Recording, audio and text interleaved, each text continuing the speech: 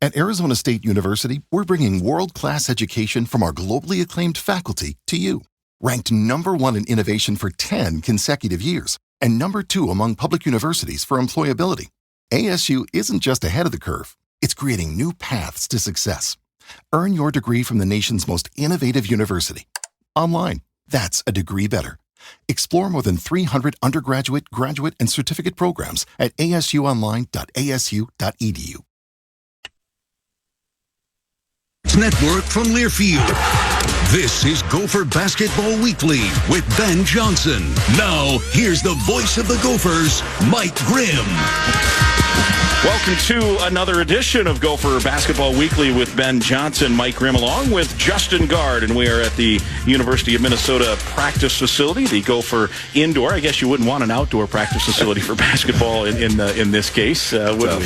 It'd be a little tough, a little chilly today for sure. JG, always good to see you. Off to a great start, Grimmer. Stay hot. Yeah, always. I hope this is what we can expect for the next 56 minutes. We're bringing the heat as we always do here. I like the Guns N' Roses hoodie. You like that? Yeah. Coach Kemp stopped in. He saw it, and so we had a nice conversation. Coach Kemp is a big concert goer. I don't know if you're aware of I've heard that. Yeah. I don't know the numbers that he's been to, but he said he almost broke his nose. Steven Tyler came out of a store in California, and he wasn't paying attention and smashed his face.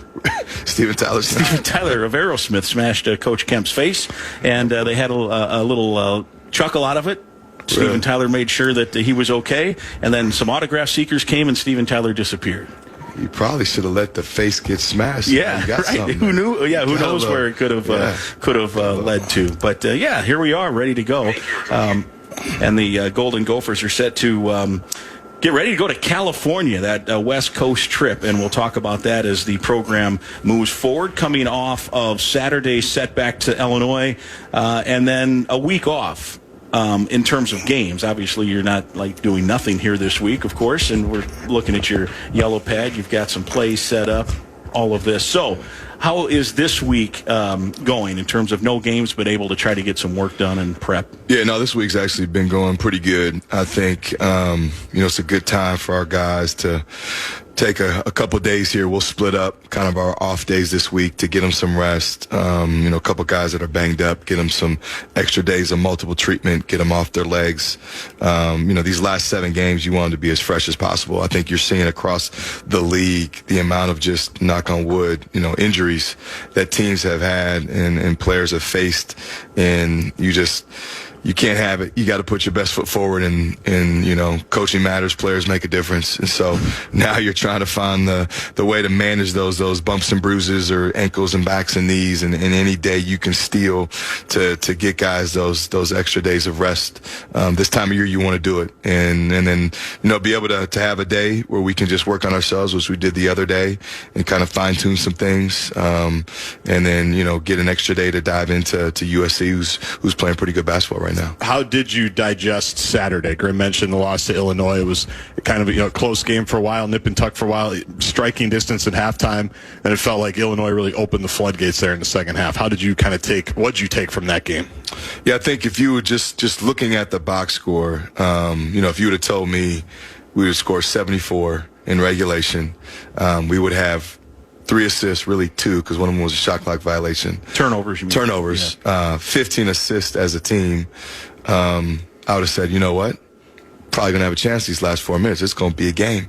I just give a lot of credit to Illinois. I mean, I think sometimes coaches, we overlook the opponent every once in a while, and you look at the second half, they had guys that just stepped up, and we had a couple of defensive miscues, but at the same time, they had some players that made some pretty legit plays, and they're one of the best, if not the best, offensive team in our league. And when they're healthy and at full strength, they're a handful, and you can't key on one guy. They got 5 guys out there that can all score, and 5 guys that can all shoot from 3, and 5 guys that can, for the most part, go get it to a certain degree. Others better. And, I think case in point, you see a guy like Riley, who's not a starter for them, but is an NBA talent at 6'9". He can get on those offensive explosions, and there's not a whole lot you can do. You can be there. You could try to force the miss. There's a couple things crowding-wise maybe we could have done a little bit better to make him not play in as much space, but and they're a really good team. There's a reason why they got off to the start they did at the beginning of the year when they were healthy. There's a reason why now they beat a really good UCLA team last night, and why people had them predicted to potentially win our league. So, we got to be able to respond from it. I think that's the biggest thing, and push on and move forward. You said, I think last week, it's hard to screw up good players, and I had that thought in mind because I was at the game on Saturday, and I was watching, and I don't think Brad Underwood moved from his stool when Riley was on that heater. It was just like, here's the ball. And I kept looking at the sheet. 6'8", freshman, Chicago. Okay, that's interesting, not knowing a lot about him. And Coach Underwood had his arms crossed, and it was like, good shot, man. Over and over, right? Because he had a couple that were just ridiculous. Yeah, I mean, and Femi's a pretty good defender, and there's just, when a guy's got to go, and good offense beats good defense sometimes. And he was just on a tear. So, yeah, Illinois' job is, can you get him in space? Can you get him to a spot that he's comfortable? And again, with four other guys that are capable offensive players, that are skilled, that can all make shots, there's only so much help you can provide. Because, if you overhelp too much, they swing it, and the way they were passing and moving that ball, a big key is we didn't want to give up kick-out threes, right, or driving kick threes. And, they've shot, up to that point, average of 30 of them a game, and we held them to 16 attempts. Well, that was a major win. Obviously, we had to do a better job guarding the two. But it's pick your poison with a team like that. And they had a day. And Riley, he was a number 9 high school player in I guess I'd say North America. He's from, Canada. From Canada, right? Yeah. And then ended up in Chicago, but he was the number 1 Canadian as well, and now he's at Illinois. He looked, his body build's a little like Durant, played like Durant a little bit. He can shoot from the outside, he can drive it. They've got a couple of other, they probably have 3 NBA players on that roster right now, right? Don't you think? They got 3, and then maybe others the freshman waiting. Merez is really good. And it's funny, we got off to the good start, and because they played big. They played the 7-footer, and they played Merez, the true freshman, at the 5 and the 4. Well, there's a reason why we got off to a good start. That was pretty good matchups. Yeah. And when they're big, they're just not as good, because now you have 4 guys that can play, make, and shoot and stretch it, not 5. Well, then they scratched that, and he ended up only playing about 13, 14 minutes. And then they went small, quote, smaller. But now you have 5 guys that can all play make, that can all shoot. So that changed what we can do defensively and what we had to do defensively. Especially with as many ball screens as they set, you can't play as big because you can't get 2 on the ball.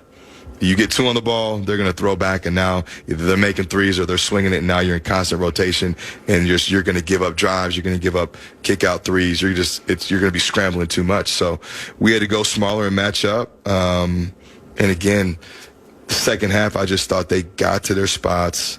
They saw it go in a couple times. And when you have really, really good, high-level talented players that are that skilled offensively, you want to try to force the miss. And Riley just had it going, and it was just one of those days for him. Yeah, and like you said, you ran them off the 3-point line, and then consequently they got a lot of points in the paint, especially the first half. I think they were scoring quite a few layups. So how much, as you mentioned, how much do you chalk it up to we had a few breakdowns on defense, or were we totally terrible on defense, or is it one of those days you go up against a team that's got 3 NBA players and you're going to give up some points? Yeah, obviously there's things that we can do better, that we need to do better, but our game plan was against a team that's going to shoot between 30 and 42 threes, make it a game of 2. Right. I know the percentages are low, but you can't bank on them when they take that many attempts of having another bad shooting night, because even quote unquote a bad for them is 9, 10, 11 makes.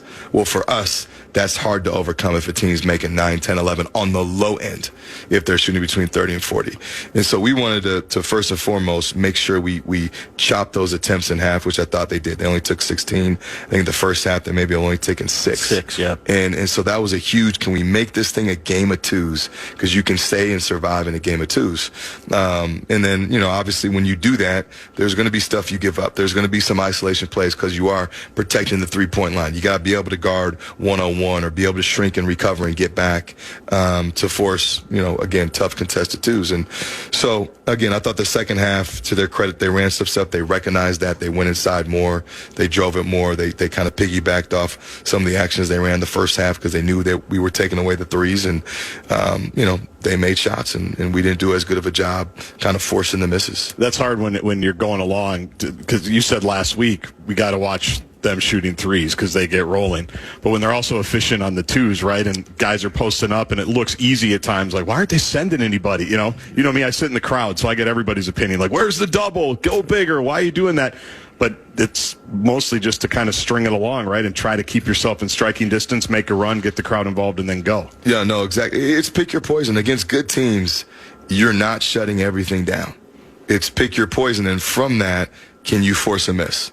So if they've got a good inside presence, the pick your poison is going to be, all right, we're going to post double and then hope we get it out of their hands and then scramble out of it and hope we can force a contested three or a out-of-control drive, right? Against a team that shoots it, not only that, but like their ball was moving. It wasn't sticking. And so now, all right, with willing passers and guys that can space the floor, if you're going to go double, you better be on it, because you're going to be in rotation. Some teams are built to be in rotation. If you're long and athletic and you can scramble, right, and you can force drives and you got maybe a rim protector there at the rim, well, being in rotation is not that big of a deal because your athleticism, size, length can make up for it, or a rim protector can make up for it. Other times when you're maybe not as much, you got to be selective. But it's a game of, pick your poison against good teams, and you're not going to be able to stop everything. And you hope that night the game plan works, or you can force those misses, or that team's not on point as much. It just wasn't our night. So you always learn from it. You always look at the film and say, okay, in what we were doing, was there anything we could have done better? Could we have shrunk it quicker and kind of devised a fake help more? Was there anything, one-on-one defense-wise we needed to do better? Was it moving our feet? Was it not giving up angles? Was it jumping to the ball, positioning type stuff? But for this team and for what we're trying to do, having that thing be a game of two, for your point, you can recover from those. It's the dagger threes, and it's, again, dagger threes against a team that has in a game shot 42 of them in league play. Yeah. That's a scary number. That's a scary number. And you mentioned even in the pregame, and I think maybe even last week on the show here, a week ago today, I think your quote was, they can put 90 on you pretty quick. They end up doing that, but it was just, like you say, in a different way.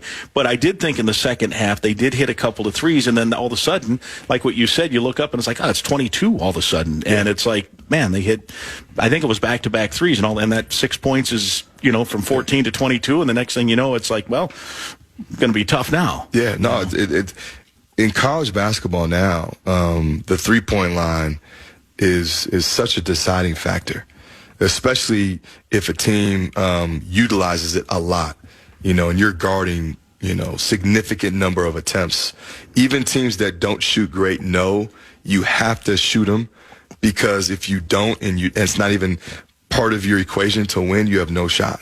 So you see poor shooting teams shooting 20, 22, 24, getting those type of attempts up, because they know, like, this might not be what we do great, but if you make 2 or 3, or maybe 2 or 3 in a certain stretch, it could increase a lead, it could start a lead, or it could bridge the gap. Yeah. And it's just exactly. Yeah. It's just such a needed tool. So, defending that area is a major point of emphasis. And you look at the good teams in the NBA, and obviously they're, NBA is another level up most people can shoot. But I mean, there's games, there's 83-point attempts in a game now, right? Yeah. Between the two teams, and the analytics show that you gotta, even like you say, even if you're not that great at it, you gotta take them because you get 3. Yeah, because I think I think it was Nebraska where they had 42 attempts, and they played a bit different because they had some injuries in that game, but they had 40, they made 10. Well, I know the percentage is 25% or whatever. Not great, right. But making those 10, you're forcing the other. Those are valuable points that obviously accumulate. And if you're getting on a low end 10, that's a lot. Yeah, no doubt. All right, let's take our first break. We'll come back. We'll continue to break down the Illinois game. We'll look ahead. The California trip is on the way as well. The Gophers will leave on Friday and play USC on Saturday. You can visit the University of Minnesota bookstore. There you'll discover the area's largest selection of U of M and Golden Gopher apparel and novelties for fans of all ages. From the latest fashions to traditional favorites, the University of Minnesota bookstore is your one-stop shop. And don't forget, each week here on the show, we give away a $25 gift card to the U of M bookstore. Visit the sign up to win page at gophersports.com. Visit gophersports.com/U of M bookstores to enter. This is Gopher Basketball Weekly with Ben Johnson from Learfield. Dear winter, Toyota can't get enough of you. Because Toyota's got 25 vehicles with available all-wheel drive and four-wheel drive. And that's more than any other auto brand. From the versatile RAV4 to the Svelte Crown, the sleek Camry all-wheel drive, the Corolla Hybrid all-wheel drive, the rugged Tacoma, the tenacious Tundra, and the spacious Grand Highlander with all-wheel drive to keep you and yours safe. Hey, you bring the action, we'll bring the traction. Always Toyota. Toyota, let's go places. Based on manufacturer's websites as of 10/20/24. Do you know how plastic bottles become shirts, shoes, or backpacks? What happens when your recyclables leave your curb? Can they really become something new? Visit WM.com to learn how WM helps turn your plastic bottles into everyday products, giving materials a second life. WM has the recycling infrastructure, innovation, and expertise to serve our Twin Cities community and care for our planet. The recycling process starts and ends with you. Visit WM.com to learn more. The human heart. It doesn't take days off, or hours, minutes, or seconds for that matter. It just keeps beating in steadfast, unrelenting service to each of us. So when your heart needs medical care, doesn't it deserve the most advanced treatments available, delivered by nationally recognized physicians and surgeons? Show your heart some love. Take it to M Health Fairview. Visit mhealthfairview.org/heartcare to learn more.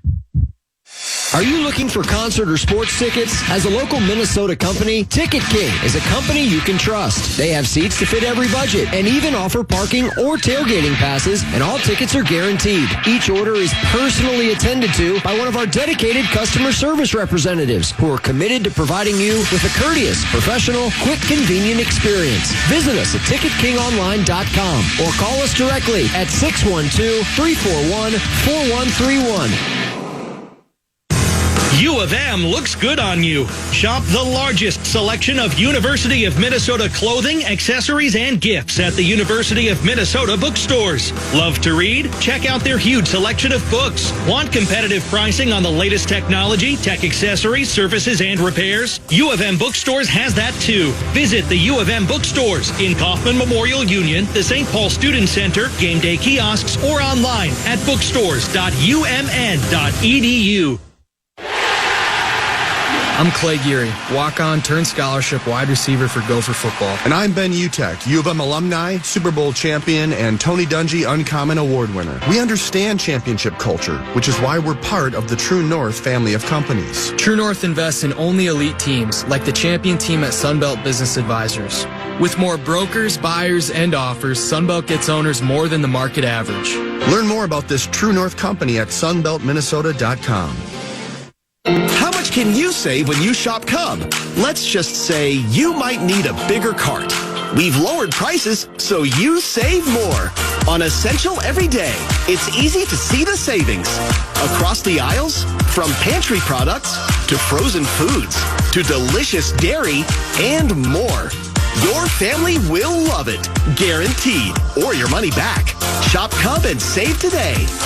My Cub, my way. See store for details.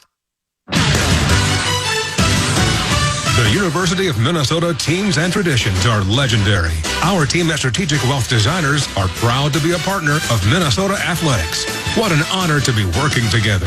When you're ready to discuss your financial future, call the team, the Golden Gophers Trust. We look forward to creating your winning strategy for retirement. Visit us at swdgroup.com today and go Gophers.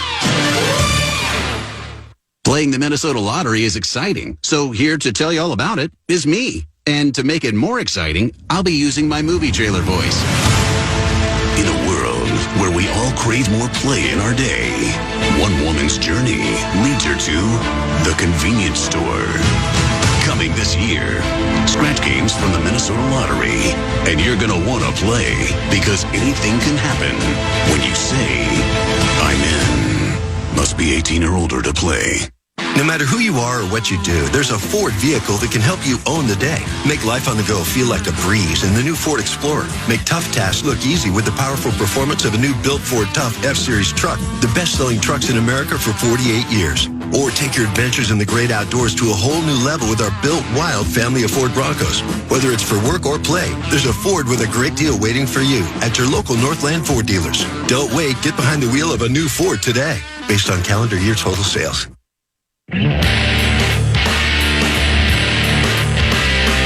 Gopher Basketball Weekly rolls on here on the Gopher Radio Network. Mike Grimm and Justin Gard, along with the head coach, Ben Johnson. The California trip comes up Friday. The Gophers will fly out Saturday game against USC, and then at UCLA coming up next Tuesday. Those games will be here on the Gopher Radio Network. Continuing to wrap up the breakdown of the Illinois game from this past Saturday. I noticed in the post game the players talked about the fact they were pretty disappointed. They were pretty, I thought, hard on themselves in their discussions about defensive breakdowns and such. So as a coach, I'm sure some of those messages you were giving them, but is there also a message on the other side to make sure they're not too down, or they fix those mistakes, or how do you kind of handle all of that? Because I thought that was as frontal as the guys have been about, publicly at least, in terms of the disappointment level of what they did on defense. Yeah, I think they were down, and I think it's a good sign, because I know that they hold themselves and we hold ourselves to a high standard, especially defensively. And I think when something like that happens, our guys are pretty mature in terms of reflecting, and they don't blame anything on the outside. They don't blame, the wrong things. I think they always look internally, or like, hey, what could I have done better? They're bought into what we're doing, which is why, we've been able to have some good bounce back games. And I know we continue to do that. So, I knew they were down. I could sense it. We talked about some things. I mean, during the course of the game, we were obviously talking about things. And post-game, we had to address some things and talk about it in the right way. But I could sense that they were down. And my thing to them was, it's fine to be down. But just like a win, you got 24 hours. We'll figure it out. We'll find ways that we can improve what we were doing in our schemes. But we've got to be able to bounce back now. We've got a week to get better. Again, sometimes it's you lose by 20 plus, or you lose by 1. At the end of the day, it's all the same. It all stinks, and you want to fix it. It's 0-1, but it's 0-1, yeah. And you've also got to be able to have that perspective too, especially this time of year when you've got 2.5 weeks, 7 games. To be able to get a little bit better and to fix things. You don't have time to have the woe is me and being pouty or be in your feelings. No, it's time to regroup and get better, fix it. But we got to keep pushing. And that's why I like this week. And I think this week came at the right time for us, where, now there's obviously a reconnect, a regroup, and a singular focus. But we need to focus on the positives, what we're doing well, what we can do to increasingly get better individually and as a team, and finish these 7 games the right way. With Femi offensively, he's interesting to me, at least. He had a big afternoon against Illinois. Felt like it could have been bigger, because I feel like he probably turned down some shots. It was kind of weird where it's like, you can take that 15-footer, you can take that 3. He's obviously, his percentages kind of go up and down, but he's shown that he can knock that down. So how do you talk him through offensively what teams are doing when he gets the ball and when you need him to just catch and shoot and not think about it? Yeah, obviously they chose not to guard him. And so I thought he did a good job of just taking aggressively what the defense was giving him. And the hard balance is, and we've talked a lot about ball movement with us offensively. So the balance is, okay, if the ball's in his hands early and they're guarding it a certain way on a ball screen, and you can get that pull-up jump shot or that wide open uncontested 3, but you and I, meaning him and me, both know the shot clock hasn't gotten under 20. Right. It's that hard, all right, it's early, do I still take this? Right. That's more of the balance of time and score, the balance of, okay, what would the last couple possessions look like? And he's done a pretty good job of knowing and picking his battles of when to go and when not to go. I thought, again, he took what the defense gave him. I thought they were all pretty good shots. He shot a really good percentage. He's just got to continue to do that. I think he understands that everybody could guard him a little bit different from that standpoint. It can be an uncomfortable feeling, especially when they're guarding you in the charge circle. And I don't want him to be looking over and second guessing all the time. Right. It's just having that balance of, all right, has it been a little bit of ball movement where now you can go and it's not at 21 in the shot clock, where it looks like other guys have touched it a little bit and it's not ISO ball and guys are just standing and watching you play because of how they're guarding. And now it's also our challenge to, when teams do that, to use him in different ways on the floor where it's not just him as a primary ball handler in a ball screen, where maybe it's him as a screener getting somebody else open. And was a lot of that they wanted to obviously keep a couple eyes on Dawson, I would imagine. Dawson, it seemed like he had a tough time breaking free, and then he would, and then the pass would be low, or the pass would be high. Like, just watching it from my spot, it was always open, passes at his ankles. He's not going to be able to make it. Like, how much did you talk to guys about, that's on time, that's an open three for a good shooter? Yeah, no, we talk a lot about on time, on target. The passer makes the shooter. I don't care if it's a three, if it's a layup, the passer makes the shooter, and it's got to be on time, on target. That's how you make a teammate better. Right. When we talk about, hey, let's make teammates better, it's, are you delivering something that he can catch and finish, or catch and play make? He doesn't have to get out of his rhythm or get out of his groove. And so that was part of it. Obviously they looked at percentages and they said, okay, if we give this guy X amount of shots or opportunities, but allows us to double basically Dawson and to have two guys guard him, they were going to take Femi's 22, 24 points, whatever that night, 30, whatever it would have been, and said, all right, he can have that. We're going to make sure that Dawson doesn't get good looks or doesn't get into a rhythm, and we're going to guard him with two guys, which is what they did. Which it makes it tough, and sometimes he's got to be used as a decoy, and then you got to still try to find ways within that to get him, obviously, some touches and get him going. But that's something we'll face here from here on out. Different teams, USC is no different. They've done some different schematic things versus Braden Smith, versus I think they'll probably will versus Dawson, that we got to be ready for. And we got to continue to play through it, and at the same time still keep Dawson involved in our offense. Yeah, and in that balance, if you look at Femi's career numbers, when he was at Pitt, he had a couple of games where he scored 28. Percentage-wise, his shooting percentage has been down this year compared to what his career numbers have been. He wasn't quite as the scorer at Seton Hall. He got back to scoring last year at New Mexico State a little bit more. So what is that fine line? I know maybe the shot clock's a differentiator, but if all of a sudden he can get you 18 a couple games in a row, maybe that changes how they play the rest of the group. So how do you massage that to say, hey, look, you've scored at times. Keep that part of your game at a high confidence level. No, I've when he takes good shots, he was 4 or 6 from 3. Yeah. When he takes the threes where, it's rhythm threes and he's stepping into it and he's holding his shot and falling foul, just like all of our guys, he reps it enough, and I've seen it enough in practice where, he's very capable of knocking those down. Now, again, it's just a balance of, is it within the rhythm of what we're trying to do, right? Can we get if we know we can always get that, can we get some movement and get the defense moving where we're not going right to that, where now there's so much more pressure on making that because it's early in the clock.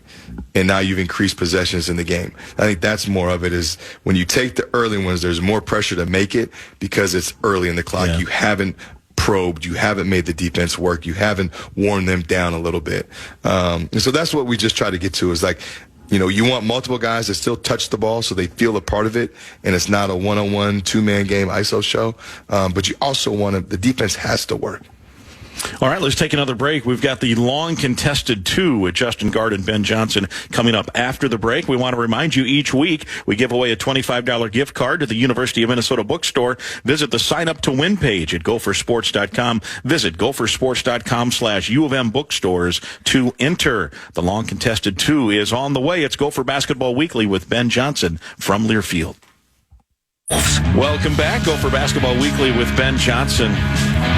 Oh, man, during the break, talking a little NBA basketball. It might come up. In the long contested 2. Then let me not step on your touchdown call. Well, I do have another topic I want to get into, but we didn't talk about this last week, I don't think. The Luka trade. What was your reaction when you saw, number one, that Luka got traded from Dallas, and number two, he got traded for like 25% of what Kevin Durant got traded for, Rudy Gobert got traded for, even Karl Anthony Towns. There was a first-round pick attached to that. Like, what was your reaction to that whole scene? Without knowing, obviously, anything, it's all speculation. I think it's hard to judge it because none of us are in the room. So there's a reason why the trade was done. Yeah. Right. There's a reason why. That's the coach in you, right? That says they're giving up Luka for that. Well, it's the coach in me because, don't know. Yeah, you make decisions that to the outside could look like weird or bad, but to the people that are with it every day, it's made for a certain reason. So I think there's always that standpoint that, like, the public, we're not going to know the reason behind every single decision made, but you got to trust that they're competent enough where they're doing it for a specific reason. So there's something that they saw or needed or didn't like that helped them make that.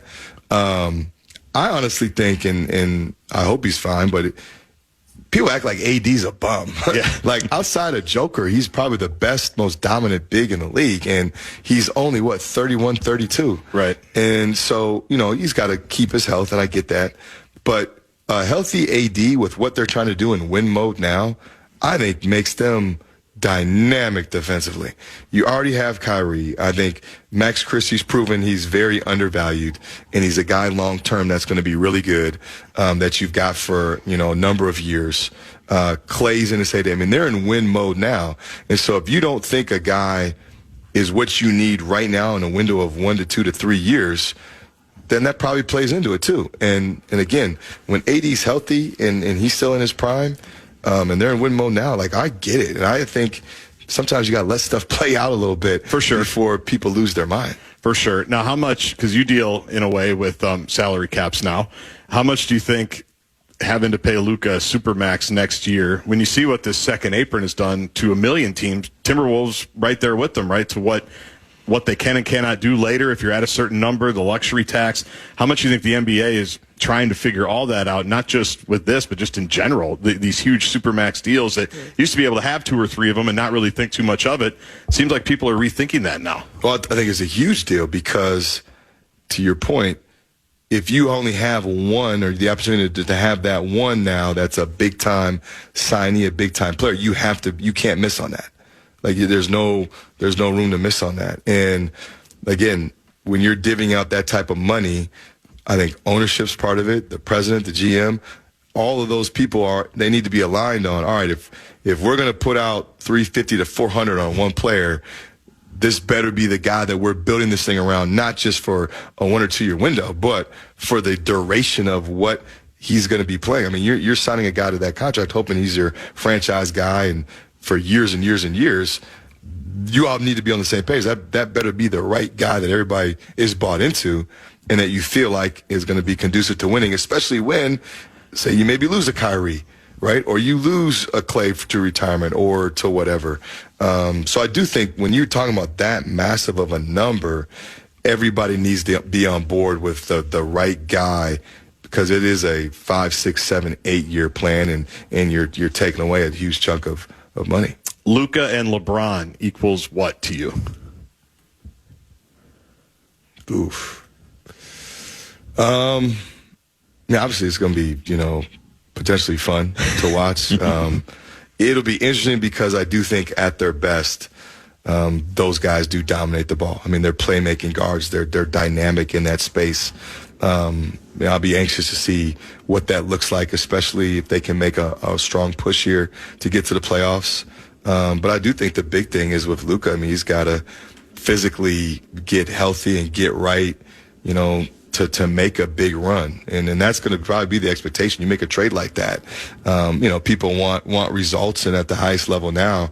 But I think to see those two guys play together, once they get the rhythm, it'll be fun and be exciting, and they'll make Lakers much watched TV. Do you think also, people are wondering how they're going to fit? They both need the ball. Kyrie needed the ball a lot too, right? He's another guy. LeBron's 40. I think we just people just take that for granted because he's just been in our lives for so long. that he's 40 years old, and if you watched him in November, there were people like having serious conversations about this guy just might be done. Like, it's getting worse. He left the team for a while. Who knows what he did? Darkness retreat, blood spinning. Who knows? Came back. He's fine, but I'm guessing he probably. I think it was blood spinning. Could have been blood. Well, Kobe did it, right? They all do it. We got to get that in AV. Cell? Who knows what it could be? I think it's legal now. Yeah. But you've got LeBron is, in my mind, thinking, if I don't have to carry the offensive load some nights and I can just go hang out here and maybe play defense a little bit more, like a guy who's 40, to your point, to make the stretch run, I would imagine he doesn't mind another guy that good that's going to carry the offensive load. Yeah, no, I think a couple of things. It could potentially lengthen his career a little bit because you're not the constant wear and tear of however long plus playoffs of being that guy that has to do a lot. And then I look at it from this standpoint, from a coach's standpoint, the guy that I think could really benefit is Reeves. Yeah. Because now he's getting the third worst perimeter defender on him, and I think he's a pretty good offensive player because you're going to get one on Luka and probably two on LeBron. That's also going to help LeBron. So now instead of facing Memphis's top defensive guy whose job is to shut you down, well, that's going to be shifted to Luka. So now you're going against their secondary defender, and then Reeves, you're going against their third. So now that just helps your whole perimeter when you add a quality guy like that that's going to take the load and then also take the main coverage guy away. I think everybody else benefits on the perimeter. So that will be the interesting part is now, who's matching up with LeBron, because as you can see, we forget he's 40. Yeah. He's doing stuff that 30-year-olds are doing. It's crazy. And now he's getting a chance to do that against, a secondary defender. If I'm him, I'm ecstatic. And I don't know, I don't follow it as closely as you guys do the NBA. Has LeBron ever played with a guy who scores 32 a night? Dwayne Wade, maybe. But not like Luka. But I mean, Luka's like last year averaged 32, right? Right. 30, led the league in scoring. Yeah. Now will he do that, and how will LeBron handle that? I mean, if that all goes well, I don't want any part of them in the postseason if you're on the other team. No, I don't. Right? It's scary as a Timberwolves. Yeah. Well, and just even Luka being in LA now because LA is going to find somebody else if and when LeBron turns 50 and he's finally done, right? After the blood spinning thing. Yeah, after he does more blood spinning, or cryogenic freezing, whatever it is, to keep his body right, because he's a marvel, obviously. What's the chamber thing that Cousins does? What's that called? Yeah, it's like I don't know if it's like Walt Disney freezing, but yeah. Cryogenic, is that it? Yeah, I think I just said cryogenic. Is that what you said? Okay. Yeah, I wasn't listening. Maybe we can hit rewind. Yeah. But LA is going to find another guy, right? Because as a basketball fan, it's just annoying that the Lakers do nothing right by the book, and it's like guys just want to live there. LeBron wants to move to LA. Great. It's kind of like recruiting in basketball. Like there's some schools where players just fall in their lap. Yeah, it's a good comparison. Yeah, no, it's annoying is a good word. I like that. I like annoying, that. But there's also some too. LA probably deserves a guy. It's like L.A. They got enough statues, Ben. Or they do. Yeah. They do. You're staying like 2 blocks away from crypto. You can go see Magic and Shaq, and they've got everybody. And now a couple of Kobe's, Jerry West. Right. But it doesn't logo. It almost feels like it's not L.A. if they don't have a guy. It's true. I get it. But that's where the conspiracy gets in. The NBA. And so now it's, if I'm L.A., I'm probably more excited about that this year is great, next year is great, but you got to think past LeBron at some point. And now they've covered themselves, which is annoying. Guy, and he's going to attract free agents, and you got the whole brand. It is interesting how that does seem to play out, but I guess it's the byproduct of being in L.A. and having that L.A. luck. Guardsy was very enamored with their GM, Rob Pelinka, the former Michigan Wolverines jacket he wore at that news conference. He was getting crushed. I want to see. As he should be. Yeah, Ben, I want to see. You see KG's comment on it? Yes. What he was getting crushed. I want to see. Do you think you could roll out in a jacket? I'm not rolling out. You're not going to do some that? Guys, I think, Rob, he can pull stuff like that off. That's not me. I'm not I'm not. I want to see your next news conference. You roll out in one of those coats. Yeah. I'm not. Well, first of all, it was a youth medium. It was too small. That would be small on Lukai, and Pelinka's like 60. And he had a flat brim hat the other day. It's like, come on, man. I know you're Hollywood. He is. And It looked like he was trying a little too hard. Yeah, he's Fab Five guy because he was there at Michigan when the Fab Five got there. He went from starting to not playing much, I think. Yeah. Yeah, and now he's got the jacket. He should be getting crushed for that jacket. There's just no. We've talked about it for 4 days. I know. Yeah, the double zipper. You just need one, man. You got a little double zipper going on there. Yeah, but you don't look like Pelinka. There was one more thing I wanted to say. About the Lakers. With LA, you got to have a. I know. Sometimes in LA, you got to go over the top. Well, he looks like all of a sudden Pat Riley's his dad. Because Pat Riley didn't look like that until he got to LA. Then all of a sudden, the slick back hair. But I remember talking to your point about, Minnesotan Mike Trudell works for, Lakers radio, Lakers TV. He's been out there for like 20 years. Awesome guy. And I remember at the end of the Kobe run, he was coming through Target Center, and so we were catching up. And I said, "So, what are they thinking? Like when Kobe's retiring, right? That was his last season." And he just goes, "Lakers always find somebody." Yeah, he goes, they just find somebody. I haven't talked to Mike since the trade. I won't do it. I was in LA when it all went down too, and I just can't do it because it's tough when you're in Minnesota, right? Yeah. Like you said, guys just fall into these. Like I actually wanted to talk recruiting with you from the old days. Where like you could, find a guy when he's a 9th grader, put in the work, meet all the right people, sell him on the program, bond the whole bit, and 11th hour, someone just rolls in and said, well, how about here? And bang, they're gone. Like, it's tough. It's tough on these streets. Yeah, no, it is. It is. And there's a lot, the NBA, there's a lot more that goes into it, too, in terms of obviously creating a deal.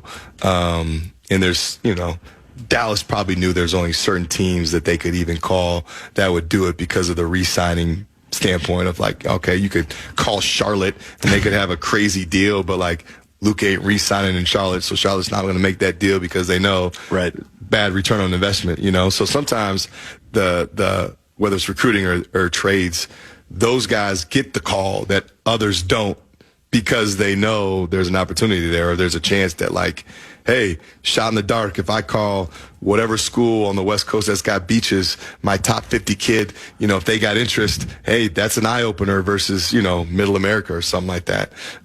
They know they're always going to get a reaction or response one way or the other because of just location alone or just prestige or brand. And so by default, I'm sure Pelinka's phone blows up more than anybody just based off that. But like, you say LA to any free agent or any player, all-star or not, they're going to be like, okay, what about? Yeah, it's true. Might work. But the fact they kept that, like, there wasn't like much hint of. It was so stunning that everybody assumed Shams Charania got hacked. It was like at midnight, right, or 11 o'clock at night last Saturday. It was like 11 West Coast time. Yeah, I was about ready to go to bed, and then I was ruined. I was in a drive-through, which I like. Were you really? I was in a drive-through. Give yourself a chance. Give yourself a chance. I was at a cookout out in North Carolina. Have you ever heard of those? The cookout drive-through. Yeah, midnight. There you go. In North Carolina? Yeah. Well, where were you moment for you? It was I was just ordering the combo and looked down at my phone and I got notified that the trade happened. Yeah. You're not fitting into Pelinka's jacket with we need to stretch a couple of those jackets together probably. All right, we're going to take a break. That was a hell of a long contested too, I will say that. We will look ahead to the trip out west when we come back. Gopher Basketball Weekly with Ben Johnson from Learfield. Dear winter, Toyota can't get enough of you. Because Toyota's got 25 vehicles with available all-wheel drive and four-wheel drive. And that's more than any other auto brand. From the versatile RAV4 to the Spelt Crown, the sleek Camry all-wheel drive, the Corolla Hybrid all-wheel drive, the rugged Tacoma, the tenacious Tundra, and the spacious Grand Highlander with all-wheel drive to keep you and yours safe. Hey, you bring the action, we'll bring the traction. Always Toyota. Toyota, let's go places. Based on manufacturer's websites as of 10/20/24. Midland Hills Country Club is well known as one of the finest golf clubs in the Twin Cities. The club has totally renovated its classic Seth Rayner design course back to its original design. Enjoy a meticulously maintained course and experience what Midland Hills Country Club has to offer. Midland Hills is conveniently located in Roseville, just 10 minutes from either downtown. A limited number of memberships are available. The club offers a great golfing experience and a comfortable social atmosphere. Visit midlandhillscc.org. You depend on CenterPoint Energy to deliver energy for what matters most.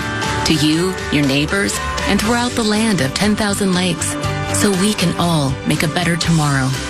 That's why we're investing in the latest technology to reduce emissions, offer rebates on qualifying energy-efficient natural gas equipment, and provide energy-saving programs that help save you money. Look ahead at centerpointenergy.com/futuremn. With a Planet Fitness Black Card, you don't just get a great workout, you get a great perk out because your membership is packed with perks. For $1 down and $24.99 a month, you'll get perks like access to any of our 2,400 clean and spacious locations. Bring a friend anytime and both work out with tons of equipment that'll give you that big fitness energy. Relax in the Black Card spa and more. Work out and perk out with the PF Black Card. Join for just $1 down and $24.99 a month.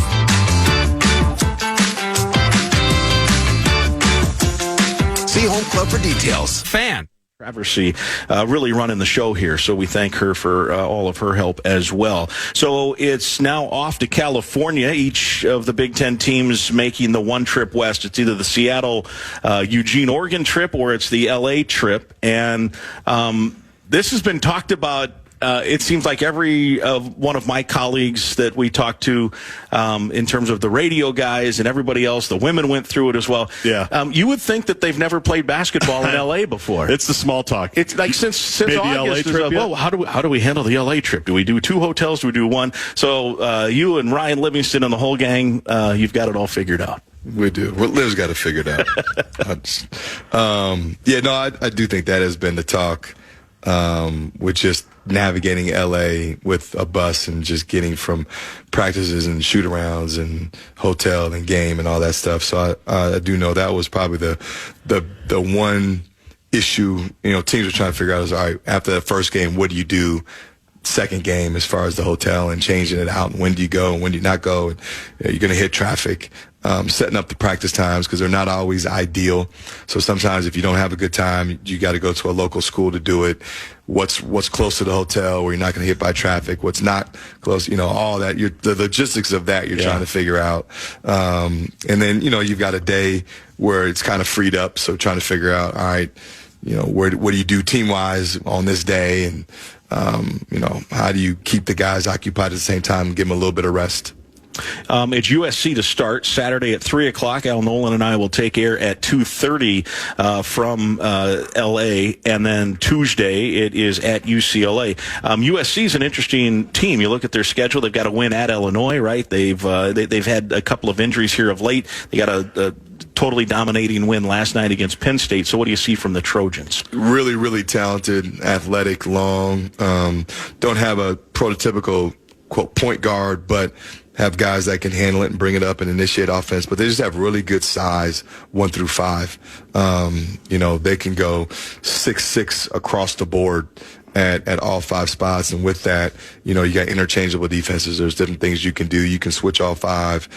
You can play different coverages. They've trapped. They've double-teamed guys. They've played zone. They've played man. They've kind of thrown the kitchen sink at different teams throughout the year. So, having a game plan for each thing that they might do is going to be important. But to go against their just size and length across the board, especially at the perimeter spot, will be a challenge. This is probably an obvious answer because you have to have some adeptness at doing this. But watching film and getting ready for practice and or a game while you're on a bus or on an airplane, are you good at that? Because in LA you're going to have to do that because it isn't like going to Champaign. Like, it is different. Like, we joke about, like, oh man, they've never played hoops, because you don't know, you might be going 2 miles and you might get stuck. I know the women's staff had their laptops out there, and you guys have to do that anyway, but make sure you bring the blue lens to make sure you got some screen time and you don't get car sick, because you're going to be doing some work on the bus. No, there's no doubt. There's the traffic is always, you can estimate how long it's going to take, but you're one stop accident away from all of a sudden that doubling, or you hit it at the wrong time for whatever reason, and that could cost you. So, we've been ultra smart with just knowing logistics, what's close. Make sure Grim has snacks. You can tell the midnight drive-through run there. You can tell. I don't need snacks. You need some snacks in case. The positive is, at least if you're in a car for that long, you're looking out and there's going to be hopefully sun. Yes, and there could be some palm trees. Yeah, and there's not going to be any snow. It's very scenic. Gray. So you get some positive vibes from that. Yeah, I would also offer up, is there any way we can stay an extra 2 or 3 days? Stay. You're not going to want to by the end of it. You won't? No. I think I will. We did that, what was it, the Indiana-Maryland swing? And that was, I think, the same amount of time, and it does get a little Wisconsin, Maryland, or right? Wisconsin, Maryland, yeah. And that does get a little long. Yeah. So my wife was like, "God, you're back already? Can you go back on the road?" I mean, that was, it is what it is, I guess, Guardsy. All right, that will do it. It is time for. I can't top that. I'm not playing off that. I'm not going to disagree. Certainly not going to disagree with her thoughts there. 3 o'clock is the tip-off. USC in Minnesota on Saturday. We'll take air at 2:30. You can get all the info at gophersports.com. For Justin Gard and the head coach Ben Johnson, this is Mike Grimm, and this has been Gopher Basketball Weekly with Ben Johnson from Learfield.